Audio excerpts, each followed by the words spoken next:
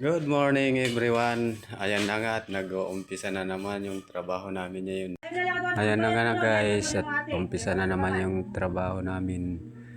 Bagong sabak na naman kami ngayon. At pagkatapos niyan pag welding babaklasin pa namin yung bubong. Yan yung mga papalitan. At marami pa kaming gagawin dyan. Kaya welding muna. Saka magpipintura para pagkabit na lang ayos na. Saka pagkatapos niyan magpintura,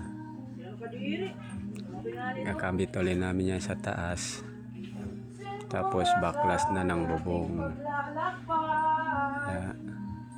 Okay, thank you for watching guys.